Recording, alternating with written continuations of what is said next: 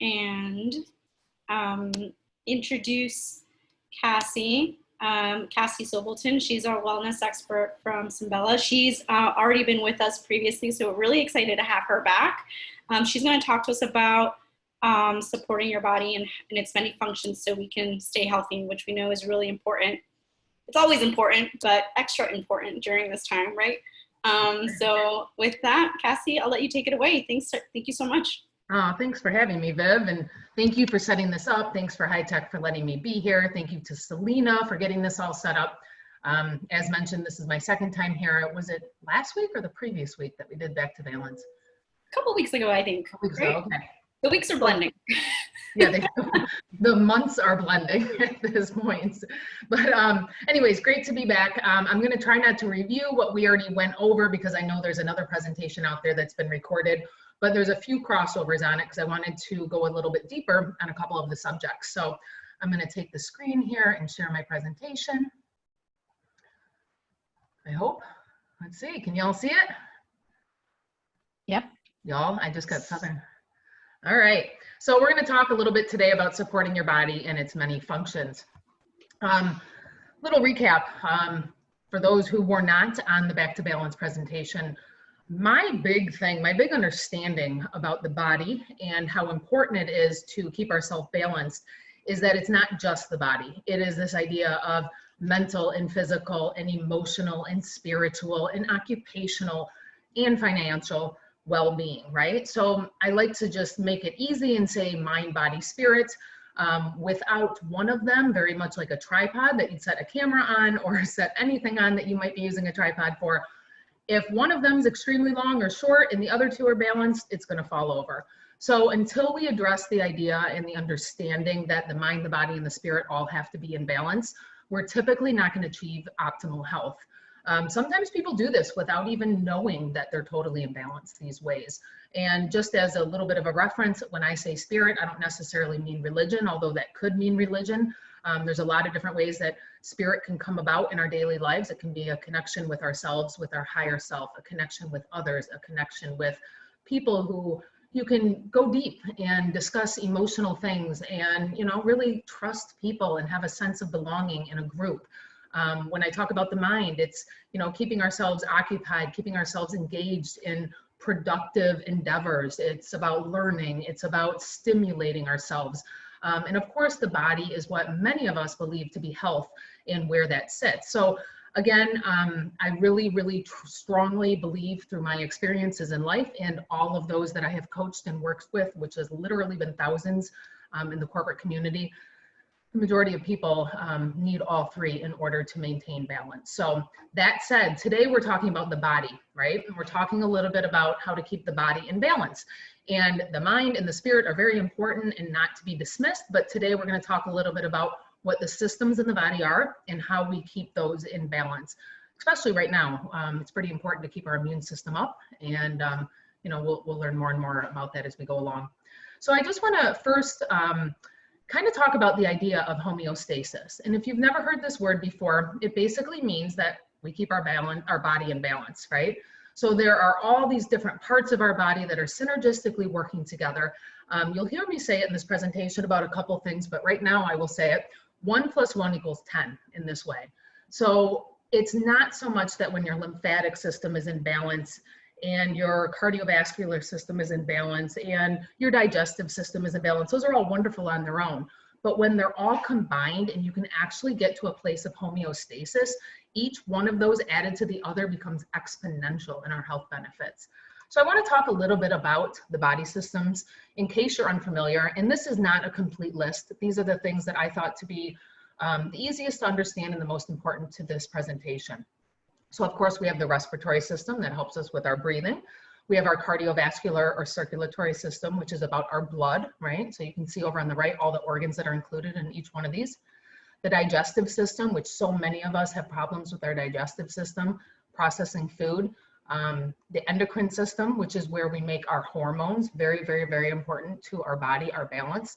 And quite often the thing that is overlooked by many physicians, as well as health practitioners, as well as people when they're trying to figure out what is wrong with them. The urinary tract, of course, reproductive system, the nervous system, the musculoskeletal system, and the lymphatic system. They're all very important. So you can understand a bit more about any of those if you'd like. Easy Google search. It's amazing what we can find on Google these days, or I can take some questions at the end. But essentially, all these systems work together to achieve optimal health.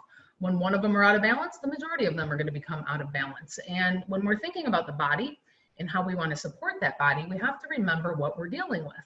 And we are not the creatures, or we are not living in the same day that many humans were when we were first, I don't even know, God, when were we created? But many, many years ago, we did not have the toxins that we have in today's world, right? So detoxification has become a very big issue, something to focus on if you want to keep your health in balance. Water, of course, is very important. They say 75% of the American population is dehydrated. There is a lot that goes along with dehydration and why it is important to stay hydrated. One of the best examples I like to tell people is if you think about a pool, literally pool in your backyard, you're going in the fall time, you know, the leaves are coming down, you got a lot of dirt showing up in the pool, and you want to close that pool for the season. So would it be easier to get all those toxins, let's call them leaves and dirt and everything else that's fallen into that pool body, that water, that body of water? Is it easier to get those out with a net while the water is still there? Or are you going to drain the water, let them all stick to the edge, and then try to clean them out? And I think the answer is pretty obvious, right? Water helps remove toxins. We need water to flush toxins through our body. It is essential to our well-being. Food, of course, eating the right food, avoiding the wrong food. And you'll see as we get going along here today, I am all about the 80-20 rule. I am not one of these nutritionists or health coaches or whatever you want to call me, or whatever hat I'm wearing today, who is going to tell you you have to eat perfectly and I eat perfectly and all these other things, because it's just not true. We live in a society where we have vices. We live in a society that has a food supply that is not perfect. I understand that we all have comfort foods. We all have things we love to have, and those foods are important to us. And again, many times they support our other areas of health, maybe our spiritual health. Truly, they could make us happy. They're called comfort foods for a reason, right? And so I'm not telling you to eliminate any of them. I am telling you to lessen them if you are not at that 80-20 mark, 80% being the good and 20% being the cheat foods, because we do need cheat foods. And, you know, as you navigate this path, as you become more healthy, and many of you are probably on your way there or already there, you'll find those cravings go away. We stop craving the same foods. We stop craving the bad foods when we get healthier, right? Our taste buds change. We start craving the good foods a little bit more. And so slowly as you go along, that's what happens anyways. So it is important to still allow ourselves and not beat ourselves up for not eating perfectly, because it's a very, very, very difficult society to eat perfectly. Sleep might be, I think, the most important thing to our health, and most of us do not get enough of it, which is quite unfortunate. I think this quarantine, many who are watching this could be out of quarantine. In Michigan, we are still not out of quarantine. Fingers crossed that is soon. But we are, maybe for the first time in our lives, or mine, I'm 43 years old, and this is the first time in my entire life I have been given the approval by society to sleep as much as I need. I am not being go driven in the same way that I was previously. And I think a lot of people are experiencing that. And if you have started to realize that you needed more sleep than you were getting, maybe you've caught up on your sleep, which is a beautiful thing. It's pretty important to note what your hours are. I know I need 9 hours. That is who I am. It is what I need. That is different than I needed 20 years ago. That is going to be different than I need 20 years from now, right? Babies, elderly, middle-aged, everyone has different sleep needs. So it is up to you to figure out what your sleep needs are and then honor that, because it is a very important part of balancing the body. Not getting sleep screws up our hormone system. Not getting sleep screws up our digestive system. Not getting sleep screws up darn near everything in our body, right? So we want to make sure that we're getting enough sleep. As well, it is important to focus on supplementation. It's quite interesting. Our food supply is not what it used to be. And not only is it inundated with toxins and chemicals, and by the way, the majority of which are not allowed throughout the world, right? So over in Europe, all of the food brands that we're used to seeing here in America have completely different labels and ingredients in their foods. It's really interesting. If you go over there and you look on the back of some of your favorite foods, they have maybe 7, 8 ingredients, where here you'll come back and they have over 20. And the difference is in America, we allow more chemicals, preservatives, dyes, those types of things into our food. In Europe, they're very hardcore about that affecting the health, being a negative effect and not allowing it. So I am hoping we move that way. I think very much it is our responsibility as consumers to drive that movement with our dollars, with our spend, how we spend our money. And when we buy foods like that, we give money to those companies that are doing the right thing. We support them and we allow them to create more products that do the right thing. So when the food doesn't have the same vitamins, minerals, antioxidants in them, then we have to make up with that with supplementation. So supplements can be in form of vitamins. We'll talk a little bit about what that is, but there's a lot of different things we need to navigate, such as where are these toxins coming from, right? So we have pollution. We have pollution in our water. We have pollution in our air. We have pollution in our food. We talked a little bit about that. There are heavy metals. There are pesticides, herbicides, fungicides, right? We have pollution coming into our body through alcohol, nicotine, other smoke. Again, I am not saying to eliminate all these things. I am saying if you think you're overdoing it, you might want to lessen it a little bit, right? So the more support we give our bodies by removing toxins, the healthier we're going to be and the easier it's going to be to detox. It's also something to note that there are a lot of cleaning supplies that are very toxic, and more because consumers have voted with their dollars, more and more there's chemical-free and natural alternatives out there. That's all I use in my house now. They do a very effective job cleaning. I am a very, very heavy cleanser and cleaner, and they do a great job. So definitely something you can look for. And I'm not saying you go throw everything you have in your house out, but I am saying maybe next time you run out of Pine Sol or next time you run out of, you know, whatever that cleaner is that you use, you can look for a little bit more of a natural cleaning supply when you refill it. Cassie, there's a quick question on the Sure. on the chat asking if you consider coffee a toxin. It depends on what's in the coffee. Majority of the time, I would say no. Not quite often. Huh? Thank goodness. Yes. So caffeine is different for everyone, right? And there's so many things. Supplements are kind of the same way. Anything we put in our body is going to affect certain people certain ways and others the other. You know, if you find that you are very susceptible to issues around caffeine, like maybe it gives you diarrhea or it makes you a little too speedy, that could become a toxin inside of you and you might want to lessen it a little bit. I happen to be someone who's very, very minimally affected by caffeine. I can drink a pot a day and hardly be affected by it, but that's not the case with everyone. So again, it doesn't have to be toxic in its form right here. What you need to worry about, is it toxic to your body? And if you're okay with caffeine and it doesn't affect you, no problem. You know, I really think it's all about balance, and that's your 20%, right? There you go. It's a wonderful way to describe it. But again, if you're drinking way too much coffee, you might want to pull back a little bit. So thanks for the question. Movement. I like to tell people that moving is one of the best things you can do for your body. And I always say, you know, if you think about a water pump, like in a backyard or in the ground, and it just literally pumps, our arms and our legs are literally that for our lymphatic system. And our lymphatic system helps us detox. It removes toxins from our body and it helps it literally come out of our body, remove it. So we want to move our body. That's why when you see yoga poses that are, you know, arms up here, arms over here, arms crossed all over, you know, wherever, what you're doing is you're moving that lymphatic system, you're moving these toxins throughout your body, and it's a wonderful way to detox. Something as simple as a walk is the same exact type of thing, right? Getting that body moving. It's interesting. So we're talking about supporting the body, and our bodies are so smart. They are intelligent beyond belief. They know how to detox. We are literally built to detox. So I want you to remember that when it comes time to sweat. And I know this is in the last Back to Balance webinar that we gave, you know, there was like, oh my God, I'd never not wear deodorant. And I get that. I transitioned to no deodorant about 10 years ago, and it wasn't an easy transition.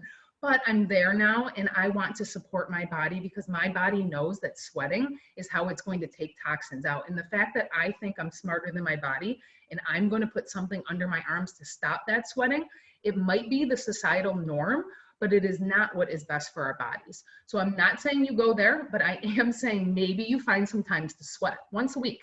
Let yourself really sweat. If that's a workout, if that's sauna, if that's going outside, I don't care what it is. But allow your body to sweat, because that is the most intelligent thing our body does for us, right? It knows how to sweat and remove toxins, so let's support it.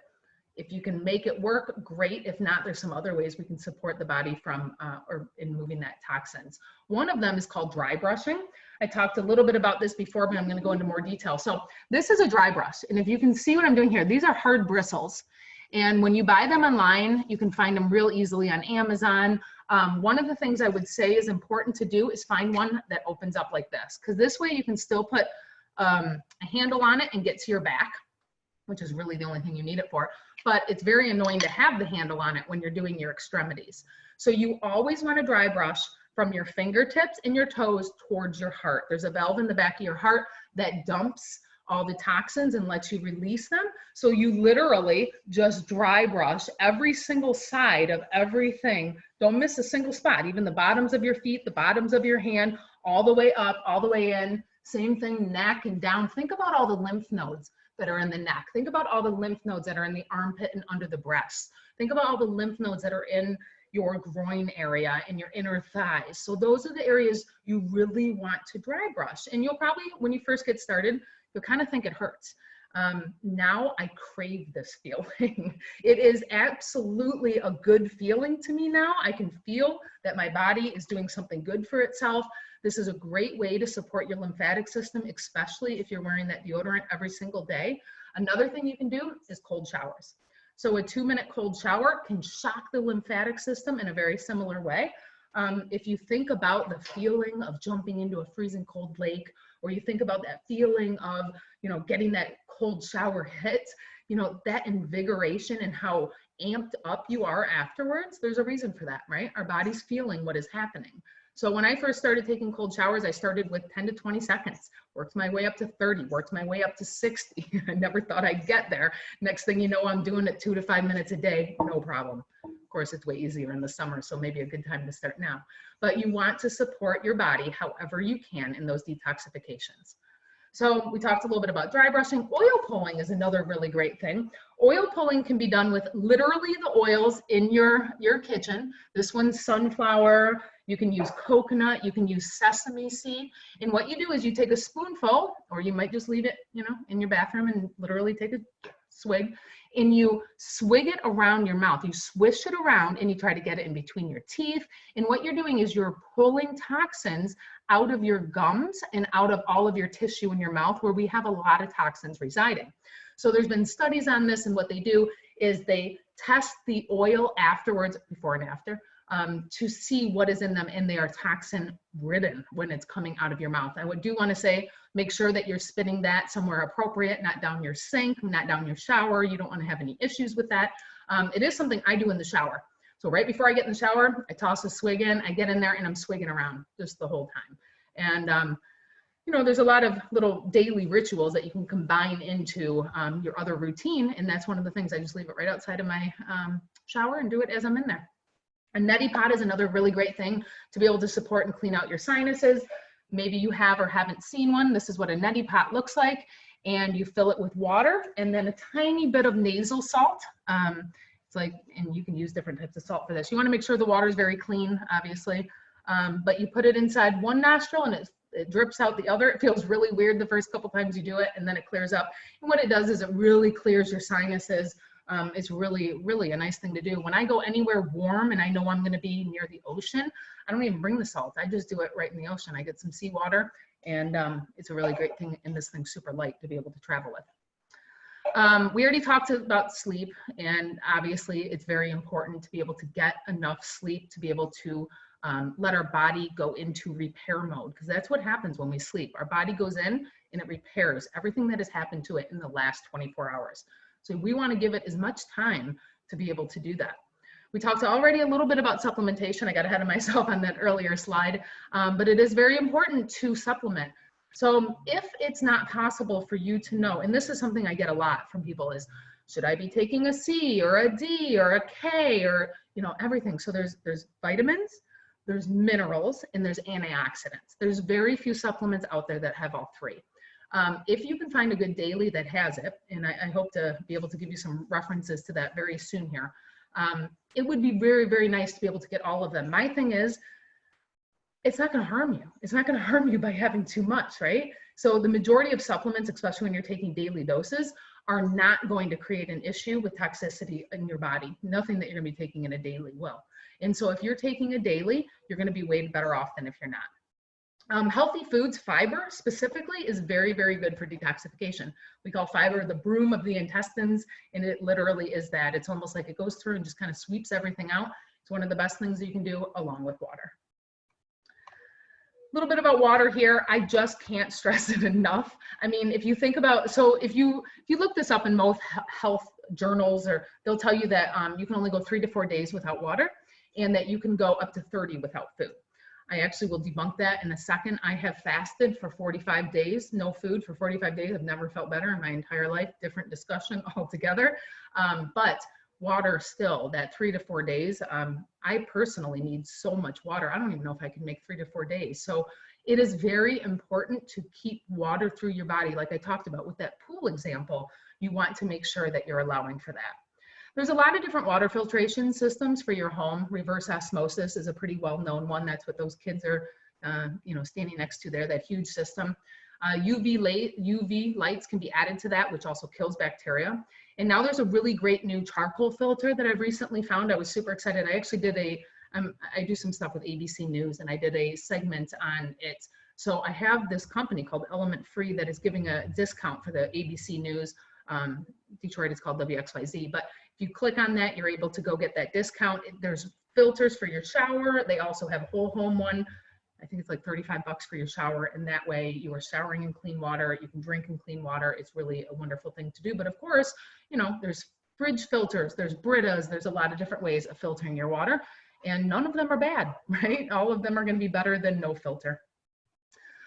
This specifically we talked on the last webinar about is the GMO, organic, farm-raised, hormone-free, pesticides. What do I think about all this?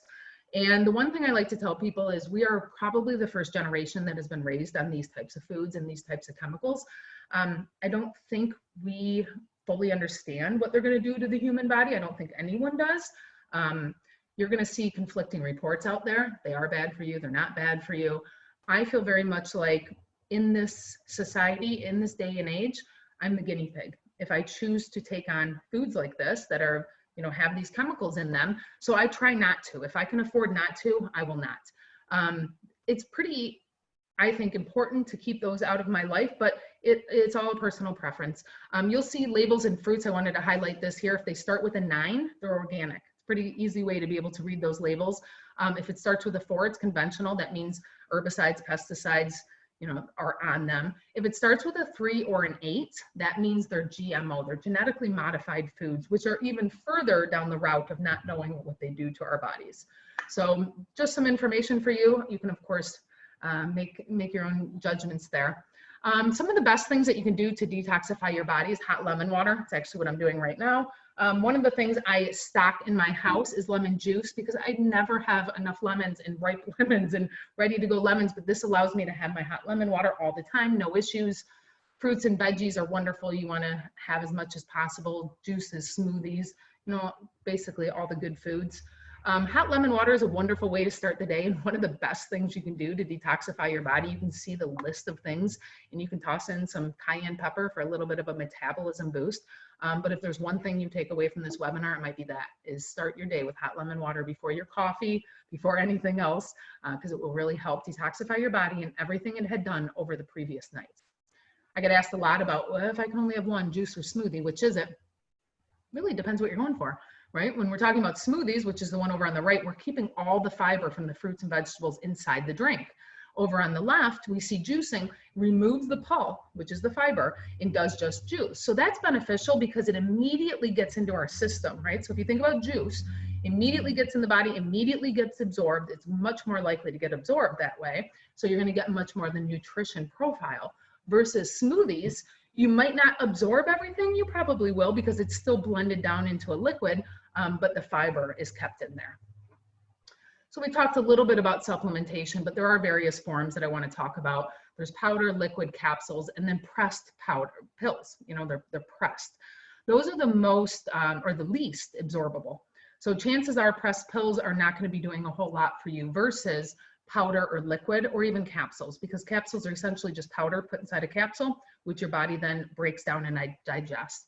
There are a lot of quality standards out there that should be met. And if you're looking for supplements, you want to make sure that you're seeing their quality standards, maybe their lab reports. You want to look at their artificial ingredients or any additives that are inside, and there are so many. So it's pretty important to be able to digest, right? And so people always ask, should I take supplements with or without food? Typically with is the better way to go, because the majority of supplements are fat soluble, which means you should be eating them with some type of fat and something that will actually allow it to digest into your system. And it will be very helpful if you do not have an inflamed body, specifically an inflamed gut. So if you have inflammation, it's going to make it less likely to absorb, and that's when you should be moving to powder or liquid. And powder is essentially just mixed into a liquid. And again, very much with that 1 + 1 = 10. So taking a vitamin C or a vitamin D, they all work synergistically together. So the more you take, you know, all of them are well-rounded, the better that you're going to do than just taking one. I have a question, Cassie, yes, on vitamins in general, like taking a multivitamin versus taking, you know, the different vitamins separately. Any difference between the two? Yeah, I mean, typically taking a multi, again, if it's powder or liquid, it's going to be better, but taking a multi is going to be better because many of them help each other get absorbed. So like calcium is better absorbed when you have vitamin D, and you know, vitamin D is better absorbed when you have C and A. So it's this synergistic effect. And so I always recommend that people do a multi. And if they need to supplement on top of that, so like cold and flu season, you might want to do more C's. You know, if you're trying to increase your immunity, there are certain supplements that are going to be a little bit better inside of that. Maybe that's what we should do as a webinar on supplementation. Awesome. Oh, definitely. Yeah. Thank you. Yes. But yeah, I mean, consider lessening dairy and sugar or artificial sweeteners, you know, processed food, processed salt, alcohol, drugs, nicotine. Basically anything with ingredients you can't pronounce. Vitamin supplements are a little bit different in that way because they have chemical looking names, but they aren't actually chemicals. So not so much for vitamins, but when it comes to the food, and I always hear this, well, if I don't have dairy, where am I going to get my calcium? There's a lot of ways to get calcium, right? And calcium is actually supplemented into milk. Not a whole lot different than taking the supplementation or some type of pill. So these are all the natural supplementations or calcium. And then we talked a little bit about eating the color of the rainbow in the last one, but basically the reason for that is the phytonutrients in food denote their color. So it's very important to try to get all those colors in. We want to improve our immune system naturally. We want to support it with natural unprocessed foods and supplements that are real, right? So versus their chemical alternatives.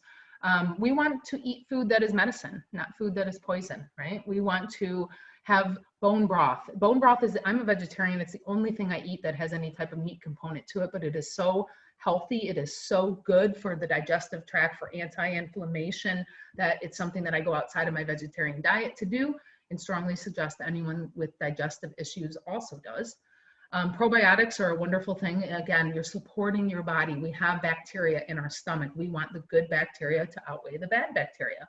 So probiotics are basically putting in good bacteria. And by the way, prebiotics, if you've ever heard that word, prebiotics is just food for probiotics, for the good probiotics. So sometimes people need to take the prebiotics too, because if their diet's super unhealthy, what is your probiotic, your healthy bacteria, going to eat, right? Because they're not going to eat your junk. That's what the bad bacteria eats. So that's why we need to navigate so much and make them all work synergistically together.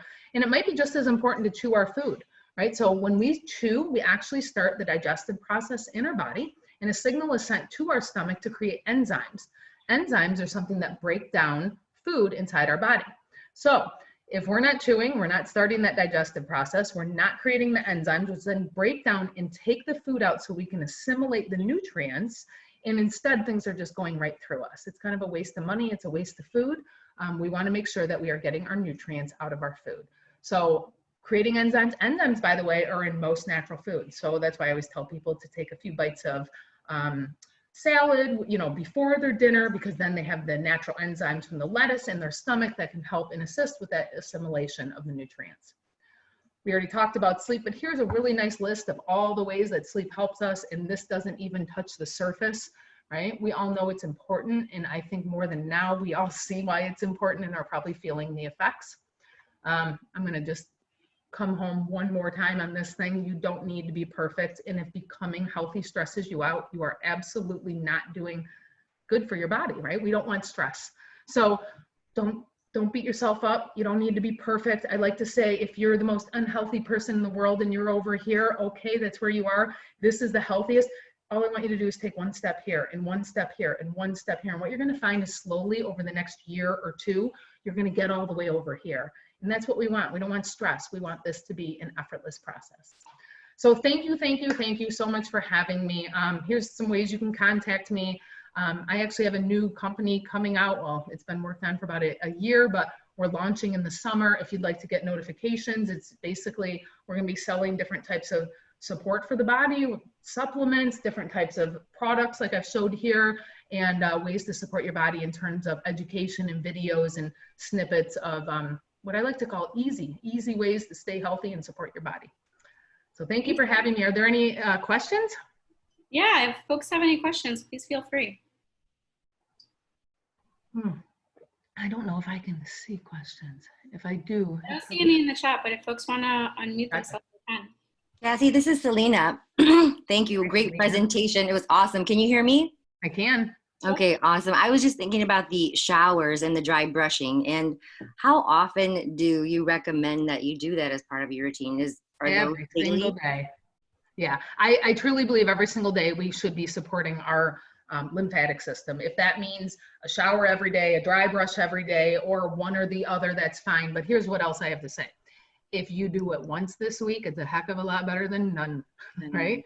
So whatever you can do without stressing yourself out to the max, that's what you do. And I also believe you're going to start and you're going to see the other side. You're going to see that you feel different. You're going to feel invigorated after that cold shower. You might hate me for those 30 seconds. Who was that woman and what was she saying? But afterwards, you're going to be like, wow, I feel good. You really will. So I'm really hoping that you will see the effects and want to continue on with the practice. But again, if you do it 4 times this month, awesome. It's a lot better than none. Thank you. I appreciate it. Thank you. And real quick, do you have a minimum amount of sleep for us over 40, or are those like me closer to 50? You know, it's interesting is typically around the 50 mark and beyond, people end up needing less sleep as they go along. But I think it matters on so many things. So, you know, what's your nutrition like at that point? How much is your physical activity necessary? Or, you know, I mean, are you in a CrossFit gym, or do you do yoga, or do you do nothing, right? I mean, those things are all stressors on the body. What is your diet like, and how much does your body need to repair during those sleep hours in order to recover from that diet or those drinks or whatever else it might be? So it very much is a product of our lifestyle. If we were all living perfect lifestyles, we'd probably all need about 9-8 hours, but who really knows, right? I mean, how someone's living. I mean, what do you think your number is at? Do you think it's getting higher or lower as you age? It's actually getting higher, but I'm still only around 7 hours is a good night. If I can get 7 hours. Gotcha. Do you watch TV before you go to bed, out of curiosity? I sometimes, not always. One of the best things we can do is give ourselves at least an hour before bed without blue lights, because blue lights signal our body to get going, get awake. So the sun actually rises and emits a blue light until about noon. And that blue light, it's very, very minimal, right? But we can, on these spectrums, we can see it. And that blue light is telling our body to get up, get working, sow the fields, get out. I mean, literally, right? This is what it's meant for. And then around noon, it transitions over to a mix of blue and amber. And around 4, 5, 6 o'clock, depending on where we are in the year, it transitions over to an amber, which sends signals to us to end our day, to start winding down, get in our last meal for the day, and go to bed with at least 2 hours with no digestion. So we want to be completely digested and ready for bed hours before we go to bed with no blue light. So there's so much that's happening that quite often we're screwing things up by our modern society of TVs and phones and computers and all these other things, and eating late and all the other issues, and they'll stop us from sleeping properly or getting into that REM sleep at the right hours. Okay. So there's a lot of things around sleep hygiene that we could talk about for a long time, but I do think, you know, it's knowing your body, knowing what you need, and then honoring it, which is the most difficult part. Cassie, my kids are not very happy with you right now, because after the last webinar, I reminded them about the screen time, and, yes. and you know, Cassie said we need to do this, and no. Okay, so you don't have to tell them this, but There are amber settings on phones, computers, and TVs. I'm not telling them. Don't tell them. I'm telling So them. that is something, if you must use them late at night, at least go to the amber mode, right? Good to know. Yes. Cassie, there is another question on the chat. And Lisa's asking, what do you recommend before working out in the early morning? Should we eat, not eat? And if so, what type of food? So I think it matters what type of workout you're doing. I know for myself, if I'm doing anything that's jumping around, rigorous type activity, I cannot eat beforehand. It just makes my stomach upset. Me too. Many times too, if I'm going into a hot environment like a hot yoga, I will literally feel sick during that if I've eaten beforehand. So I need to eat because I need the energy, but I can't have it within 2 hours of the activity. So sometimes and I don't do a whole lot of morning workouts because of this, but I would have to get up 2 hours early to get something small in my stomach that's very digestible. And if you can't do that, maybe then a green juice, some type of healthier type juice, something that is liquid or easier to digest and quickly will get digested and get through you, which might be like an oatmeal, versus like a heavy cereal or a granola or something like that, which will really sit with you for a while. Thank you. Of course. Any other questions? Well, this was really awesome, really informative. I was taking notes as you were going through all the stuff. Good. Thank you. Well, thank you all for having me. It's been great. And if you guys would like to stay up to date with what we're doing at the Wellness Collection, please head on over to the website, and we have a sign up where we'll send out exclusive offers and information as we get up and rolling. I would love any support on that if you know of anyone who would be interested. And yeah, certainly let me know if I can do anything. Reach out to me on social networks. I love helping. Thanks so much, Cassie. Again, thanks for joining us and looking forward to having you back. Thank you so much. Thanks everyone for joining us. Take care, everybody. Stay well. Bye. Bye. Thank you. Bye.